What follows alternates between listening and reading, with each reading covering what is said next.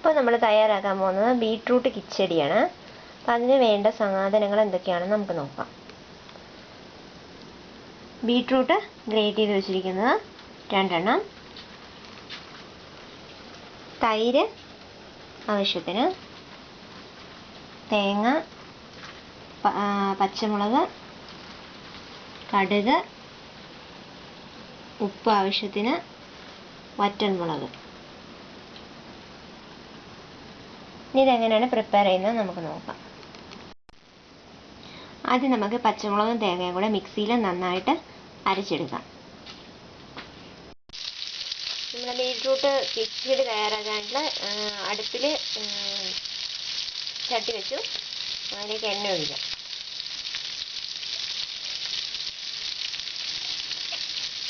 കുറച്ച് എണ്ണ മതി.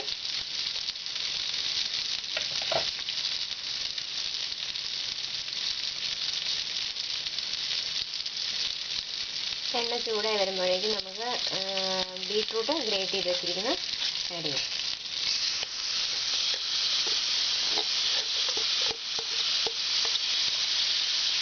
ഇത് നന്നായിട്ട് നമ്മൾ വഴറ്റിയെടുക്കാം.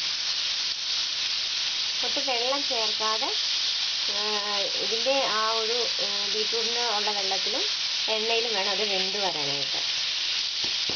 നമുക്ക് നന്നായിട്ട് വഴറ്റിയെടുക്കാം. അപ്പോൾ നമ്മുടെ ബീട്രൂട്ട് നന്നായിട്ട് വഴണ്ട് വരുന്നുണ്ട്. ഇനി ഇതിലേക്ക് നമുക്കൊരിച്ചിരി ഉപ്പ് ആഡ് ചെയ്യാം. ഉപ്പ് ചേർത്ത് നന്നായിട്ട് ഇളക്കാം.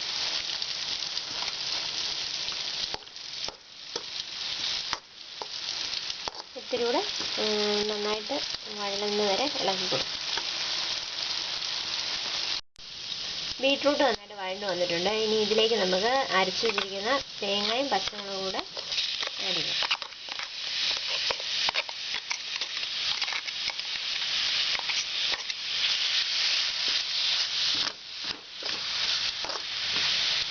ഇനി ഇതിലേക്ക് നമുക്ക് തൈര് ഒഴിച്ചു കൊടുക്കാം.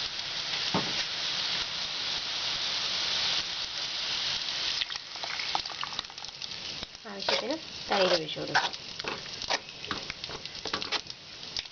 ഇനി ഇതൊന്ന്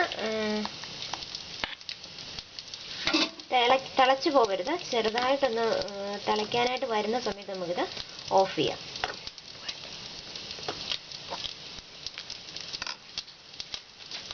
ഉപ്പ് ആവശ്യത്തിന് നോക്കിയിട്ട് നമ്മൾ ബീട്രൂട്ടിൽ ഉപ്പ് ചേർത്താണ്. ഈ ആവശ്യത്തിന് കുറച്ച് ഉപ്പ് കൂടെ ചേർത്ത് കൊടുക്കും.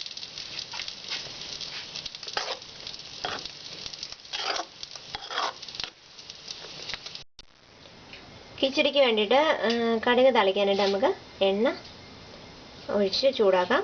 അതിലേക്ക് കടുക് ഇട്ട് കൊടുക്കാം. ചൂടായ എണ്ണയിലേക്ക് കടുക് ഇട്ടു.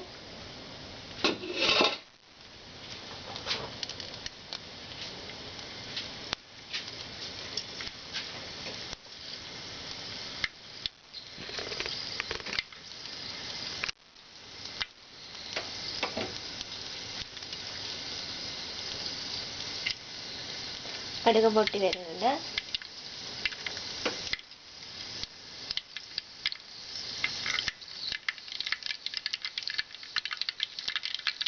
കടുക് പൊട്ടി നമുക്കിതിലേക്ക് വറ്റൽമുളകും കറിവേപ്പിലയും കൂടെ ആഡ് ചെയ്യാം.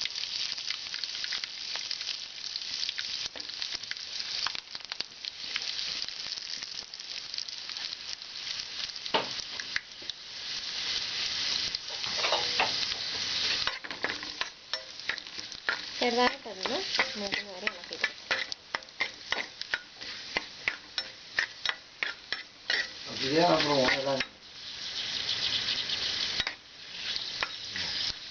ഇനി കടുക് തളിച്ച് നമുക്ക് കിച്ചടിയിലേക്ക് ഒഴിച്ചു കൊടുക്കാം.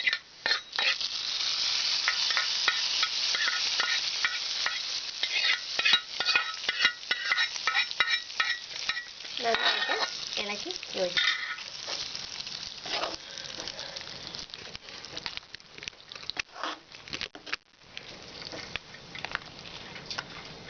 നമ്മുടെ കിച്ചടി തയ്യാറായിട്ടുണ്ട്.